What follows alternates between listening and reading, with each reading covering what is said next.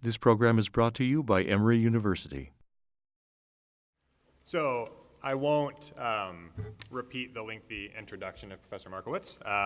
For those of you who may not have been with us this morning, I will just say briefly to Professor Markowitz's right is Judge Dana Lee Marks, who is the president of the National Association of Immigration Judges and has also been an immigration judge in San Francisco since 1987.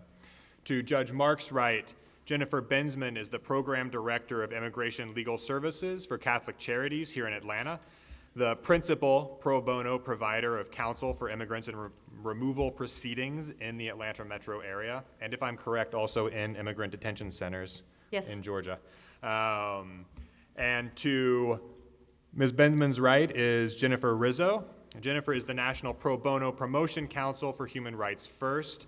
As National Pro Bono Promotion Counsel, Ms. Rizzo works on promoting pro bono representation for asylum seekers and immigrants across the United States and has been assisting some of that replication work throughout the country that Professor Markowitz spoke about.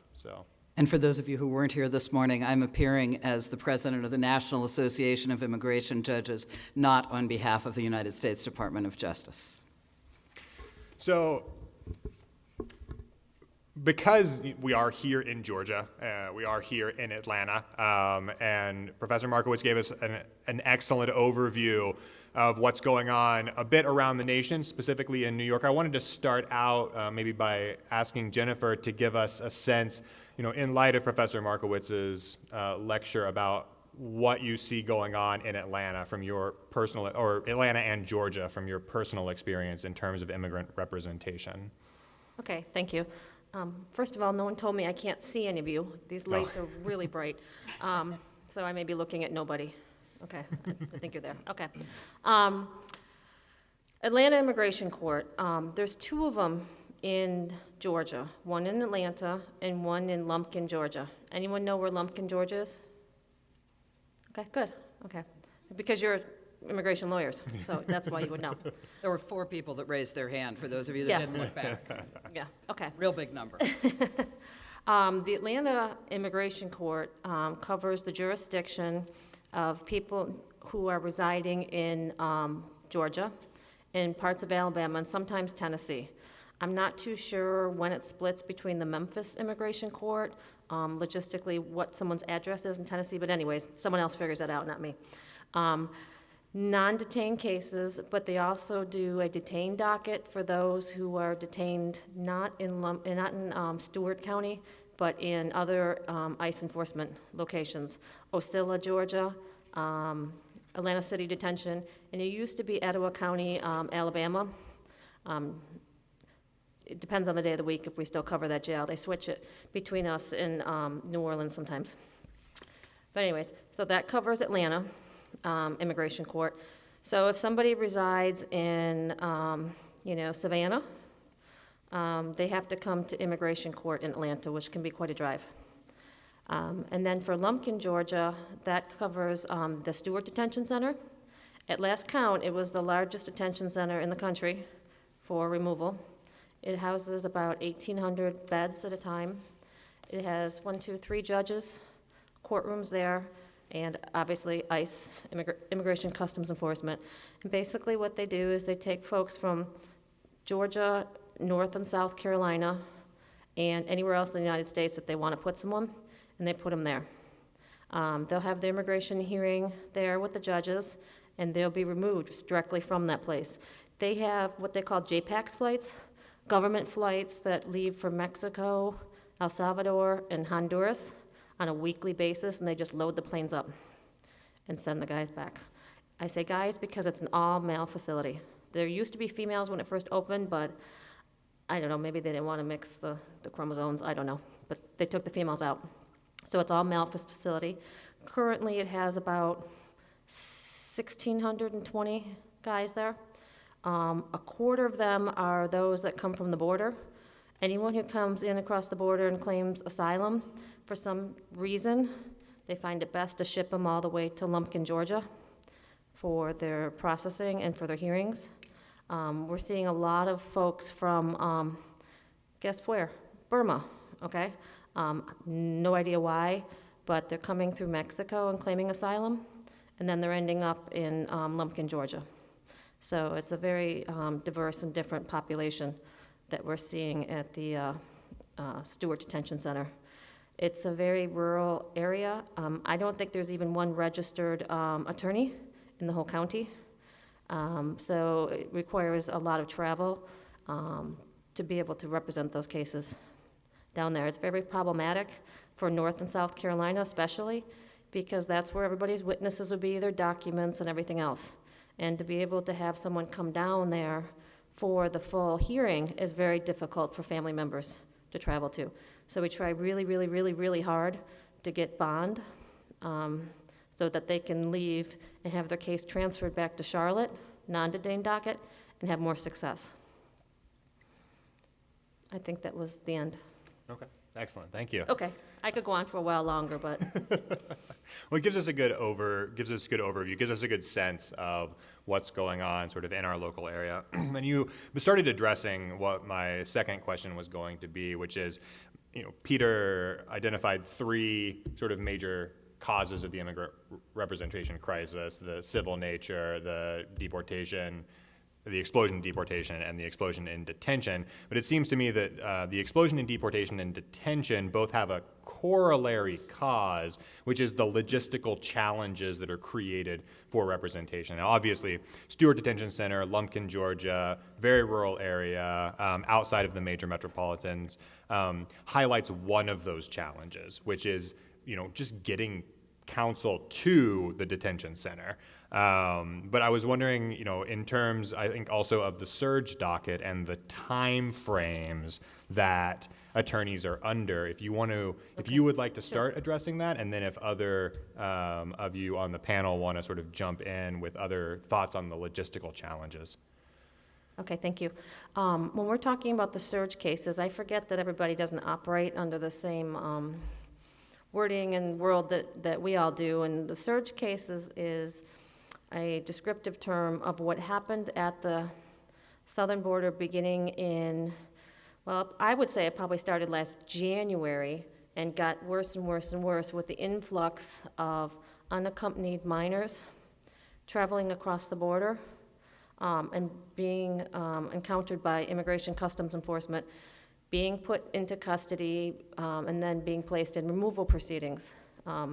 Catholic Charities has been doing these type of cases for as long as I've been there, and I've been there 11 years, so pre-existing my time, of course. Catholic Charities has gone in and handled all these unaccompanied minor cases through the immigration court. The way they end up in Atlanta is when they're encountered at the border, the Office of Refugee Resettlement looks for someone that the children know in the United States to take custody of the child.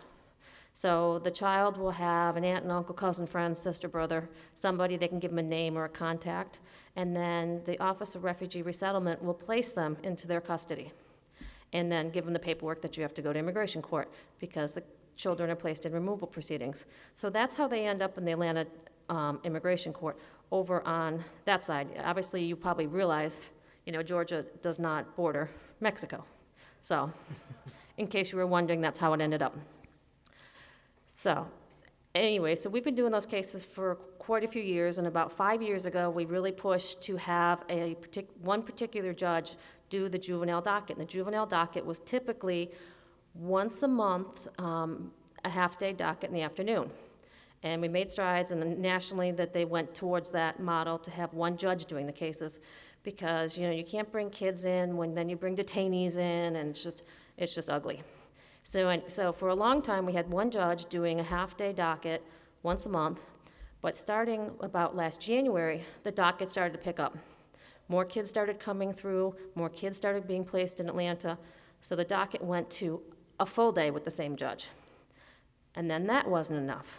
So they said, we're going to have to put another day on for this judge, and it'll be what's called a floating docket. So it'll be 2 dockets a month. Well, by about May, the roof blew off. There was so many juveniles coming across the border that immigration, the courts, nobody could handle it. It's been unprecedented numbers. So, immigration's response, because they really thought this one through, was the reason this is happening is because these kids know their immigration court case is not going to get heard by an immigration judge for about a year and a half because it's so backlogged. So therefore, what we're going to do is we're going to flip it on its head. So everybody coming in after this specific date has to be on a docket within 21 days, okay? That makes a lot of sense. Anybody who has kids really knows that really kids think through consequences, and that's why they do things. So not thinking that the reason they're leaving is because of actual turmoil in their countries and unbearable circumstances is why any child would be pushed through this decision to come into the United States. None of these children, of course, are Mexican because they will repatriate them back to Mexico. So all of these children are from Central and South America. So, in their idea to fix the system is, if they know they're going to go to court in 21 days, well, then they're going to stop coming. Well, that obviously didn't work. So what has happened is we have a court docket where they've left the current judge in Atlanta doing the old cases, the kids who came in pre-surge, and then assigned the new cases to 2 other judges who have not been trained to work with juveniles, who are really not very happy about working with juveniles, and they have them go onto a juvenile docket within 21 days of getting their notice to appear, their charging document. And it's hugely problematic for organizations like myself because we never have enough staff to meet demand. And we were barely there to begin with the other juvenile docket when it was smaller. When you add this to it, there's no way we can see any of these kids in 21 days. There is no way. So we're experiencing a lot of difficulties in being able to assist the juveniles and the custodians in a meaningful way within 21 days. So that's where we're at right now. Judge Marks, Sure. thoughts? Well, I'd like to share what's happening in San Francisco. And one other thing, since a lot of you are not experienced immigration practitioners, it's important to know that the concept of the child's best interest is not a concept that is shared with our immigration laws. So what may seem common sense in a juvenile court situation is not necessarily embedded in our practices. So although judges generally have a sense of the need to be especially solicitous to children when they're in court, it's not like we have in-depth training, and that's why it's so important to have dedicated juvenile dockets for the judges to get more intense training and tools, as well as for the children themselves to be in a more child-friendly setting, which we don't have. The problem with access to pro bono counsel is the fact that a lot of the cases start in a remote location. I just wanted to chime in from the San Francisco perspective because we're trying to give you an idea of what happens across the country so that hopefully we can encourage best practices to be shared across the country. Let's all be New York. In that capacity, we're very lucky in San Francisco to have had robust pro bono programs for all immigrants for many, many years. Detainees were always the least served and most had most difficulty to get paid attorneys to represent them because the time frames of those cases go so much more quickly. And Stanford has just recently put out a study, which you want to find online, about the impact of representation in the San Francisco detained courts. That kind of information is extremely helpful and shows dramatically how dramatic the differences are, and of course is the same as what the New York preliminary results are showing. In San Francisco, the shape that the pro bono efforts have taken, which have been very good, I think, is in providing know your rights presentations. As Peter pointed out, if people are detained and don't have rights and they hear that from a neutral, reliable source, they take their medicine and go home much more quickly. It's much more humane for everyone. Particularly in the juvenile docket situation, it's extremely helpful to have pro bono Even if all they do is show up at our first master calendar hearing, which is like the arraignments, and help by giving presentations about what legal rights they have in our courts, about what responsibilities they have in our courts, and perhaps most importantly, the practical necessities of how to access counsel. The immigration courts, by regulation, are allowed to give out a list of local pro bono services, but it's the government. It's a very cumbersome process. It takes a lot of work to qualify to be on that list. And many very reputable organizations that are now expanding to try to help juveniles in light of these surge dockets haven't had the time or don't quite fit the profile to be vetted and be on that list. So what I'm telling you is that the list that I can officially give someone who appears in court unrepresented will be far smaller and less useful to them than the list that the Know Your Rights volunteers attorneys have comprised and compiled with the local resources, and a coalition of our local nonprofits have gotten together, have divided up the territory, divided up the kinds of cases, who's going to do an asylum case for that kid, who would be more appropriate to do an SIJS case for that, who has indigenous language capabilities for Guatemalans, right? So it's very helpful, even if all you get going in your local jurisdiction is a know your rights training and non-lawyers who can appear at the hearings initially to try to help give information packets out and give a know your rights presentation. And those are some of the things that are happening in San Francisco. I'm proud to report that California has taken the lead as a state. $3 million has been allocated by the state of California to help provide resources to nonprofit organizations so that they in turn can provide pro bono lawyers for juveniles in these situations. The county of Alameda, which is right across the bay from San Francisco, or maybe it's Contra Costa, I'm not quite sure, has this year given $577,000 towards programs. They're going to ramp that up. It'll be $2.1 million over a 2-year period. The city of San Francisco has chipped in $100,000. Sonoma County, which is to our north, hasn't really given a number figure, but their county board of supervisors has indicated that they are going to staff 5 to 7 attorneys to help local organizations with the juveniles that live in their area. So you really want to network with local pro bono organizations or immigration lawyers organizations, which are really rallying, and we appreciate it so much. Judges love the representation of counsel in our proceedings, and in fact, the National Association of Immigration Judges on our website, which now pops up when you Google the National Association of Immigration Judges, because we just got this online in July, and it took a while for Google to find us. But Google has found us, and on our website under publications is a letter that we wrote to Congress which talks about a couple of things that can be helpful if you're trying to help persuade people. One is just how important lawyers are to the process from a completely dispassionate judicial point of view, what contribution it makes and how it helps our process move along, number one. And number two, how flipping the court on our docket, there's another letter that was from this summer about how it really doesn't make sense to move these juvenile cases to the front of the line, how labor intensive they are, these aspects of needing to connect people with counsel and to get juveniles psychological and emotional support if necessary to tell their stories. All those reasons, again, from a totally neutral, dispassionate point of view as to why those factors should be considered as to how these situations are being handled.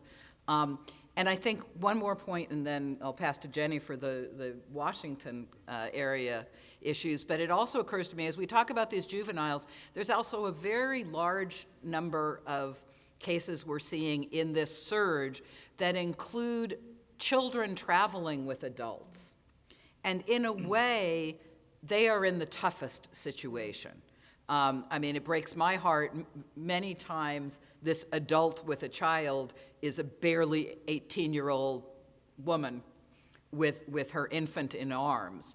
But these adults with children often will have less remedies. For example, they won't have the special immigrant juvenile status available. They are often seeking asylum under a very complicated and evolving area of our case law about whether the harm they suffered in their country has a qualifying statutory nexus to what our law protects people from. And that's called the social group base. People call it political asylum, but it's not really political. It's asylum based on harm tied to certain things like your race, nationality, political opinion, religion. Those things come to mind, but there's also a social group category. And that's very complicated, evolving law. And many of these adults with children will be making those claims, and they're in desperate need of counsel, often, I would say, even more than the kids. So I just have to throw that out there as well when we talk about the access of immigrants to counsel and the pro bono efforts that are going on. Ginny, do you want to go ahead and expand on that and just tell us about the replication work, the stakeholder work that you all are doing in various places around the country? Sure. Well, I'm with Human Rights First, and we have offices in New York, D.C., and now Houston. And I bring this up because we got involved into doing this access to counsel work through our New York office because we were one of the participating members in the beginning with the New York Immigrant Representation Study Group, and some of my colleagues go regularly to the meetings in the basement. I don't get to go to those ones because I'm in the DC office, but I get minutes sent to me all the time. I bring this up because Judge Katzman really, he put out a call to arms. It was very inspirational, and it inspired us to go to some of our funders and say, we'd like to do this in other cities. There's a need for this in other places. And we fortunately have been funded to do this work for the next 5 years. And I call it officially stakeholder work, but internally it's called Katzman replication work. We give it his name. And so we looked at places around the country where there were gaps in representation, where there were access to counsel issues, and decided where we were going to try to go in and see if there would be local support to get a movement going. So we didn't look that far at first. We looked just across the way to New Jersey. In the Third Circuit, and it did so happen that we had a good Katzman connection.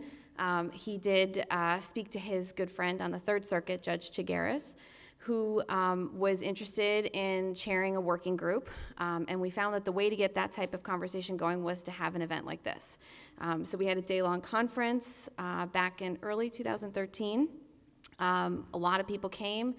A lot of NGOs. We did have some government officials with the Immigration Court and with ICE, law schools, lawyers, private firm lawyers. And it did lead to the formation of a working group that meets regularly, I believe, every other month or every third month. And since the 2 years that it's been working, they've held several training events related to immigration court practice. They had an all-day asylum training that the immigration judges participated in.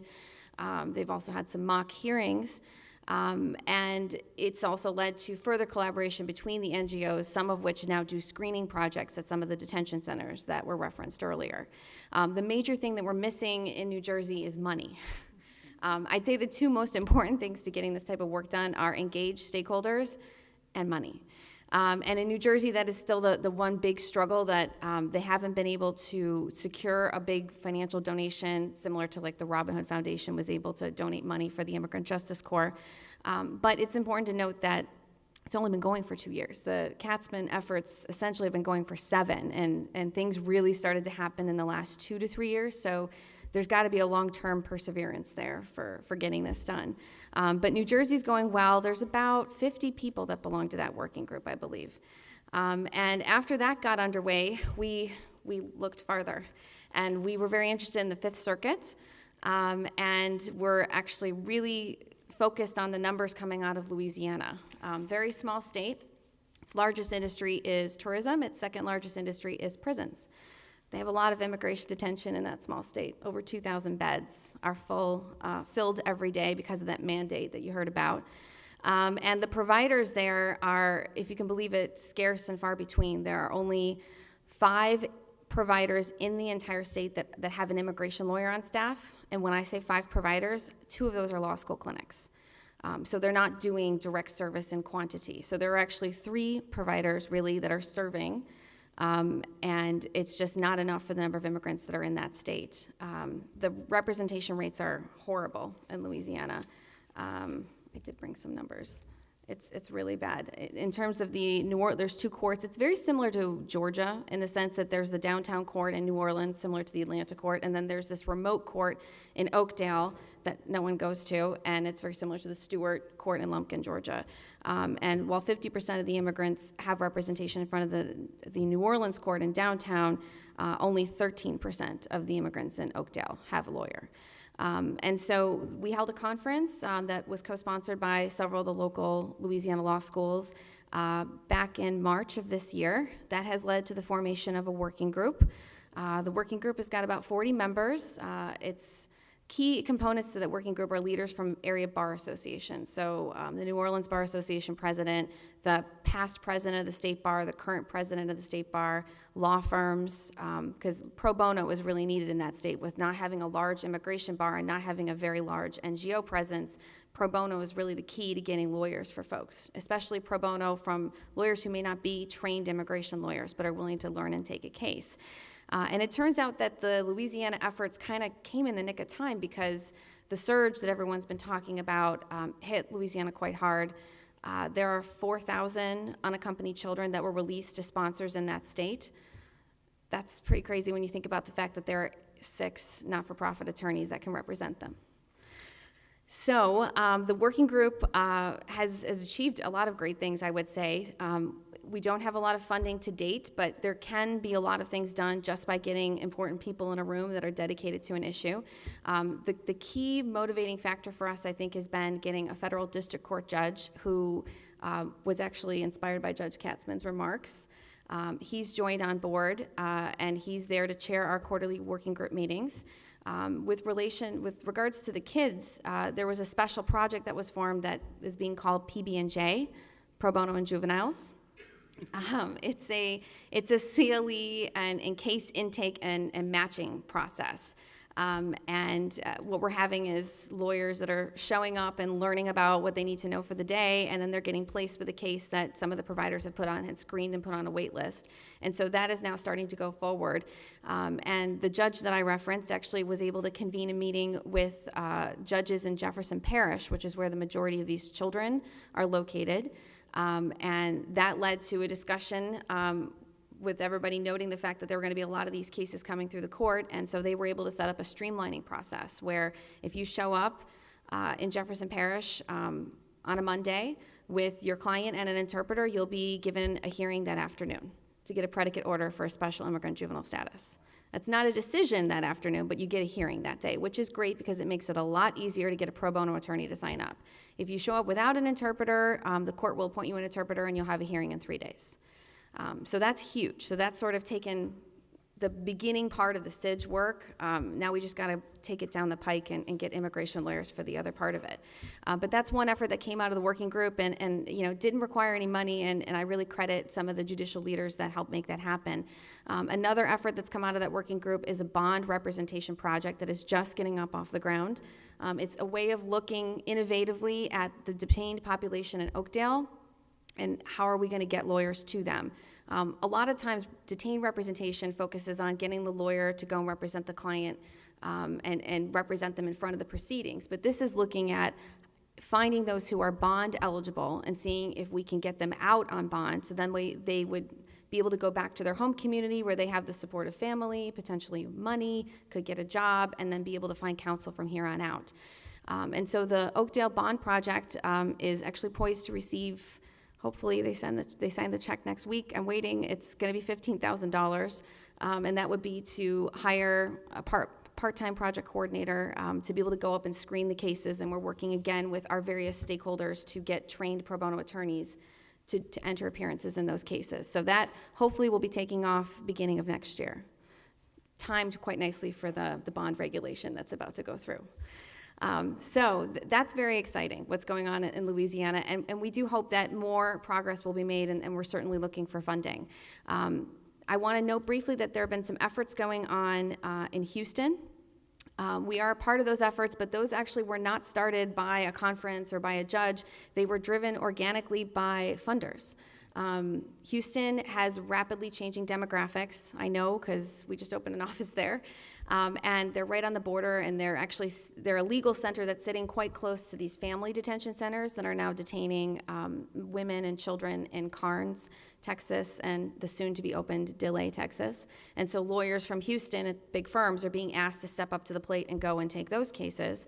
So while all of that is going on, some of the funders in Houston said that they'd like to see some organization on behalf of the NGOs.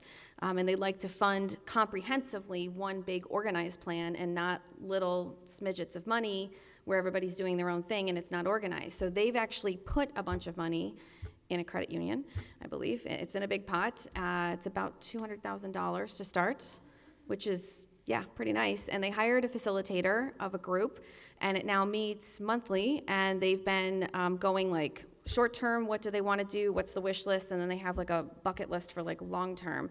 And they've been working through these issues too, and everybody's at the table, all the social service organizations, all the legal service providers.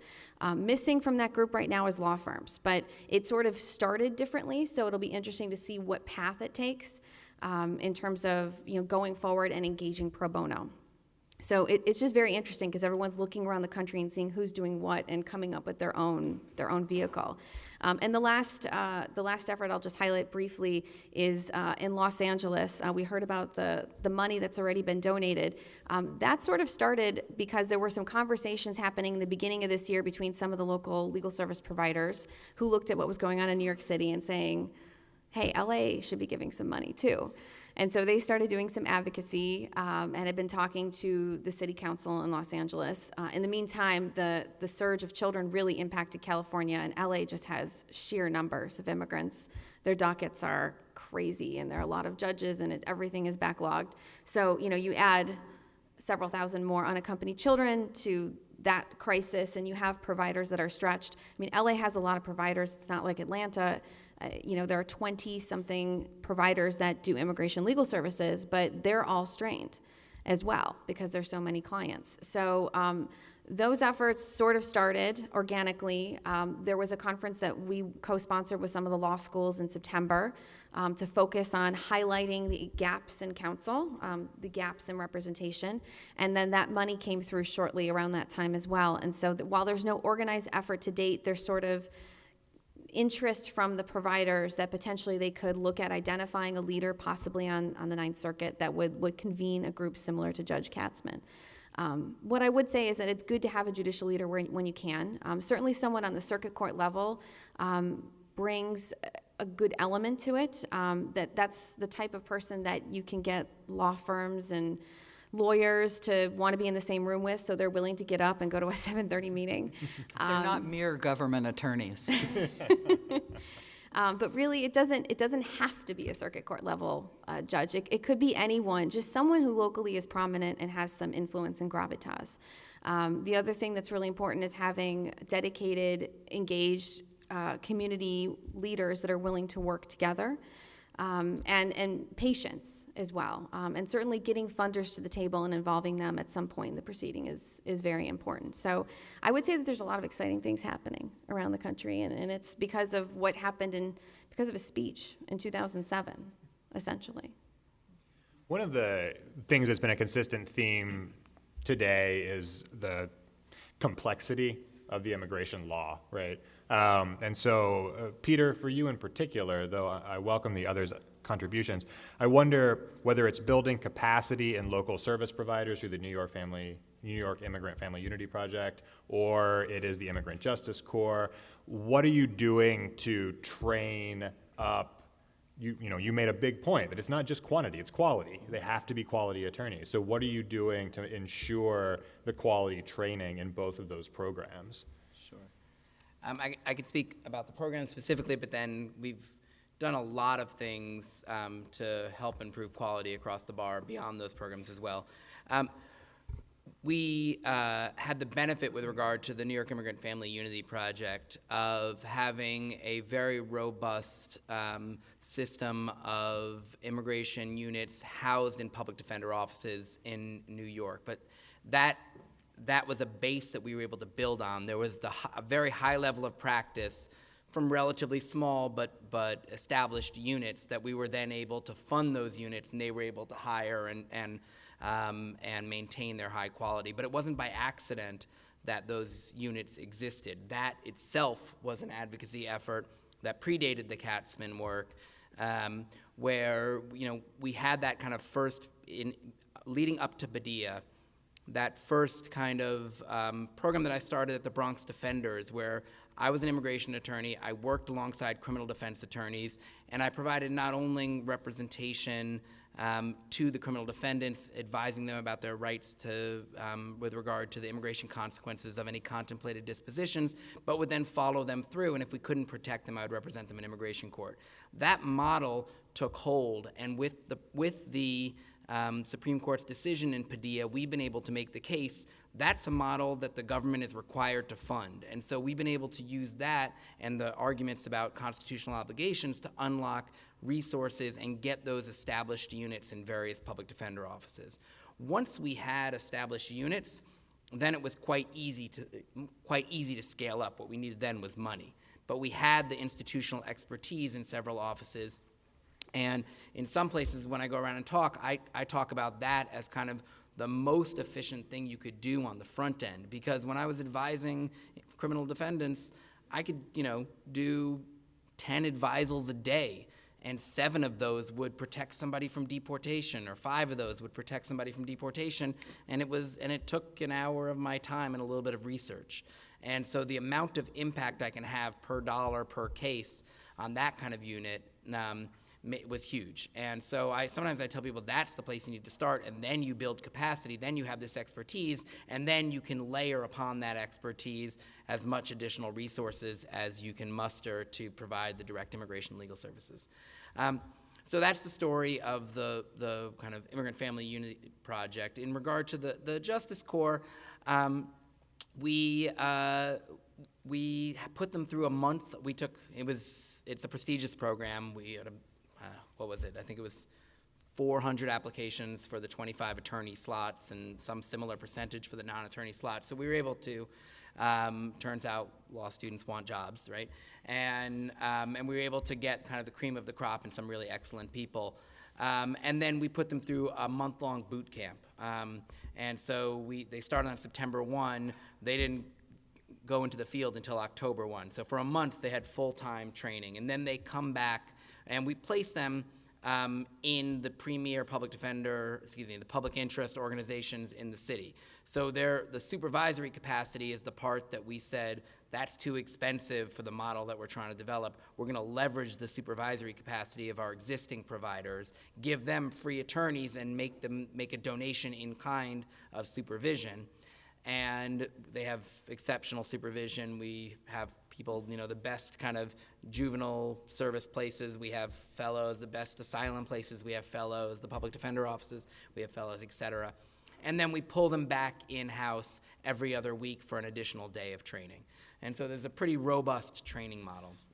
But one of the things that, it's very right to point out that it took years for the Katzman Group's work to bear the kind of substantial fruit that is the New York Immigrant Family Unity Project and the Immigrant Justice Corps. That was years in the making. But along the way, it's a much less heavy lift to lots of immigration judges who are part of the group. We're very happy to have mock hearings and bring in pro bono providers, and everybody gets free CLE if they agree to take one case. And we do all sorts of resources. Judge Brennan, in particular, in New York, has been a fantastic partner. And that kind of stuff, it is a much less heavy lift. And we've done lots and lots of stuff across, all different kinds of immigration work to kind of improve quality and bring more pro bono resources in. And in a somewhat related, but might be unexpected to you, thought that comes to me, which is I've been fortunate enough in my capacity, to be able to do a lot of training of state judges in California. And I would urge this diverse group to realize that you have now learned today about all these messy intersections where the immigration law does not fit well with criminal law, does not fit well with family law or juvenile law.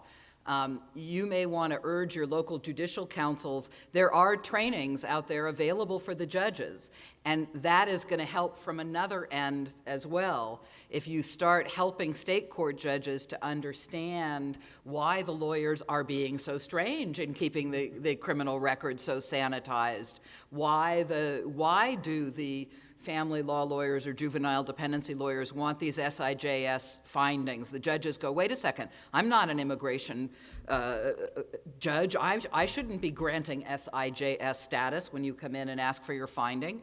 And I get to tell those judges when I do a training, or others like me do a training, you're not. It's a three-step process. You're doing the process that tells me, is it in the best interest of the child? Because I just told you earlier today that immigration judges have no training, and nowhere in our law does that best interest factor come in. And then explain to them how it fits in overall. And I think that's a piece that shouldn't be forgotten, that you may not necessarily do yourself, but realize that that is out there, that programs exist with the Conference of Chief Justices across the state courts.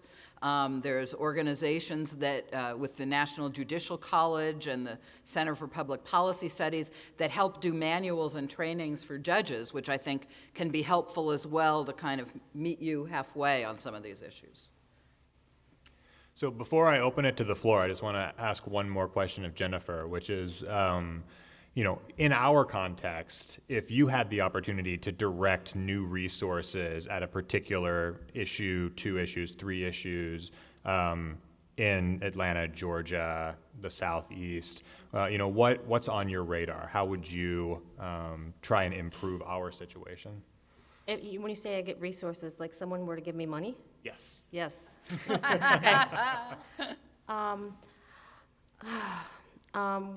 A lot of resources we need help with the Stewart Detention Center, the remote location, the folks that are detained down there. It's a mill. They're in and out, they're in and out, they're in and out, and I think the judges get very lax there in thinking every case is the same without looking at the particulars. And I do think there's a lot of opportunities for people to be released and to not be detained. They have things incorrect. And then if we go into the juveniles, the issues right now, I think, if we could put some funding, if anyone wants to fund Catholic Charities to get another attorney, staff attorney, so we could have a presence at all of the juvenile dockets. We can't be at every single docket. When there's this many surge dockets, it's not possible. We can either work on our cases or go screen more cases. It's a balance. And at this point in time, all of the NGOs, the ones that do work with juveniles, are very strained. If you could get one more staff in there, it would be great. 2 would be even better. There are 2 microphones in the aisles. If you have a question, I would encourage you to use the microphone to pose that question. So I open the floor to anyone who would like to query of the panel. We've tired them out today. Yeah. Here comes Brave Soul. My ears perked up when you mentioned the boot camp that you send your fellows to, and it immediately got me wondering if you, through any of these organizations, if y'all are aware of any of them that offer like a boot camp or something to people who might find themselves in the nexus, whether that might be a public defender like myself, someone who works in juvenile law, who feels inadequate with our knowledge of the immigration system. I think it would be a great opportunity for us to have a very intensive, week-long seminar or something like that. So I'm just wondering if any of y'all are aware of anything like that out there. Here in Georgia, once a year, Catholic Charities does during the what they call March Madness, the training session at the Georgia Bar on cases for juveniles. It's 2 days training. But if anything particular training, we try and do a lot of outreach and training. We do training to law enforcement, different social workers, that type thing, on U visas, victims of crime.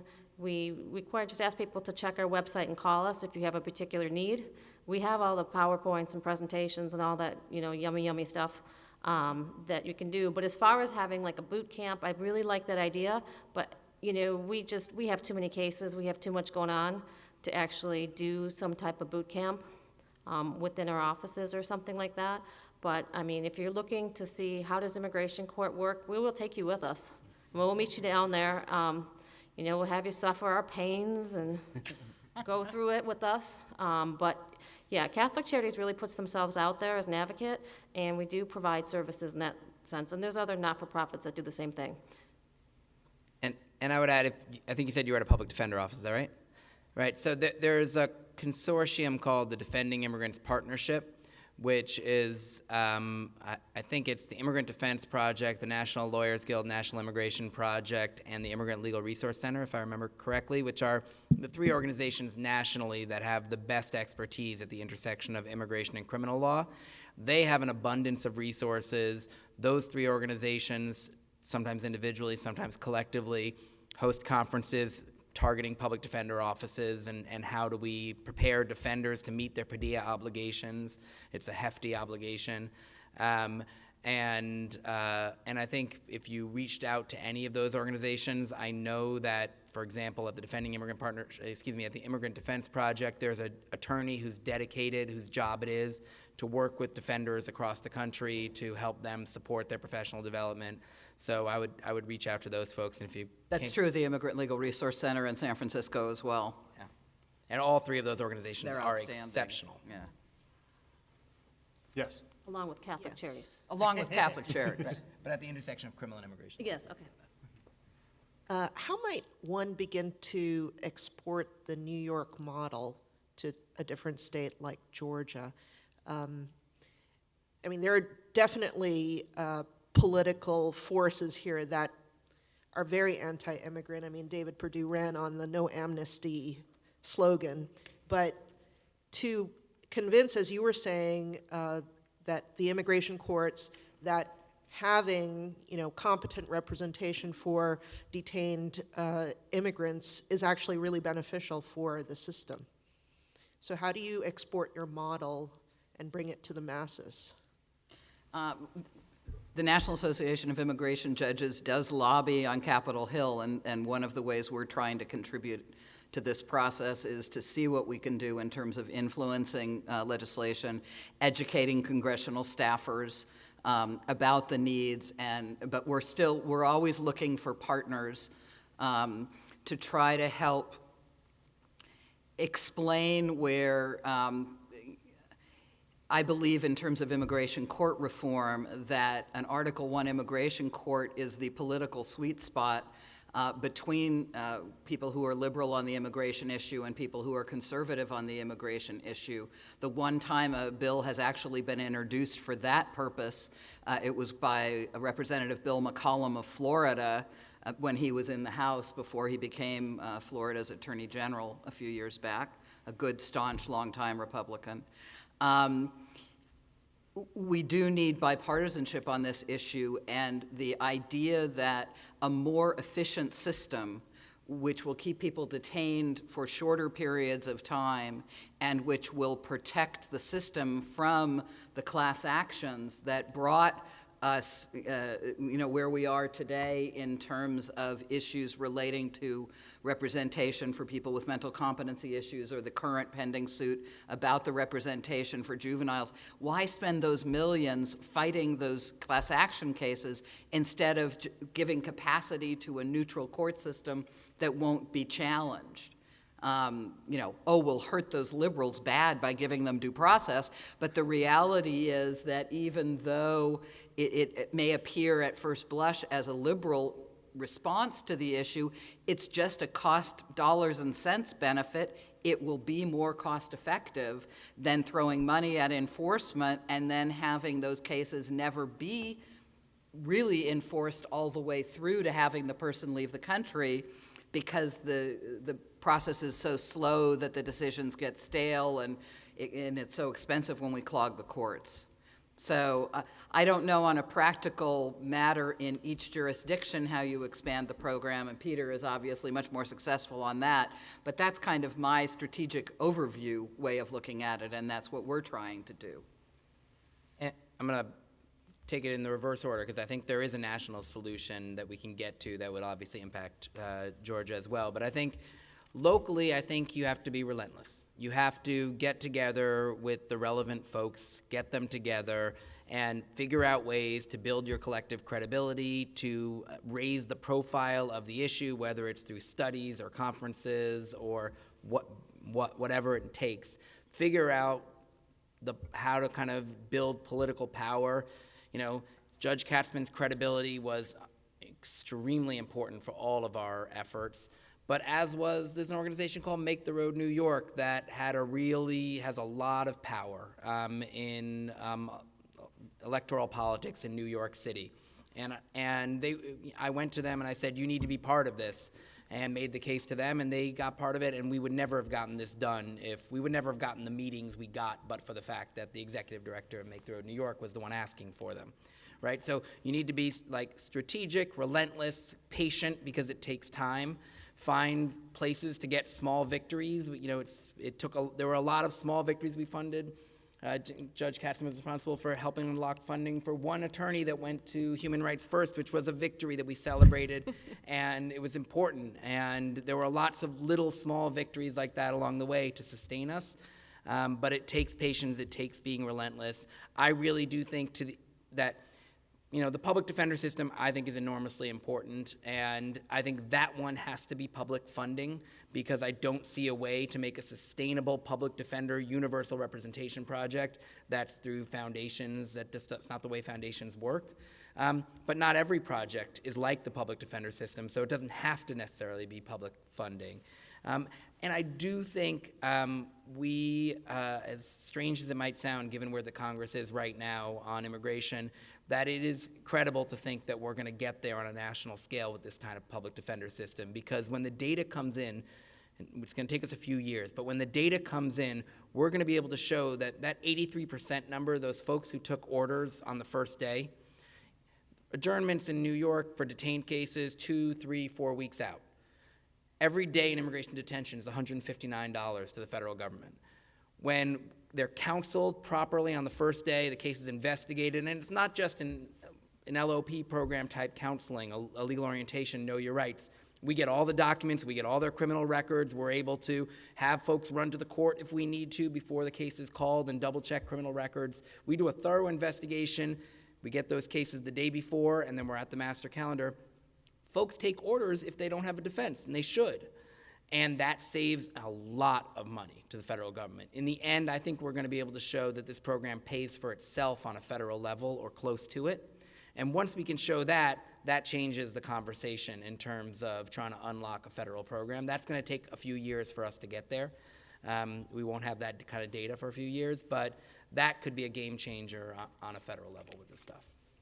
Are there any cases that are bubbling up that might revisit the Sixth Amendment in the immigration context? Can you say it a little louder? Are there any cases are there any cases that might revisit the issue of Sixth Amendment rights in the immigration detention? Sure. So the ACLU is very strategically, incrementally litigating that issue. They're the ones who were behind the case that unlocked the right to counsel for mentally impaired folks in detention. They've now chosen, very strategically and wisely, as the next increment, children.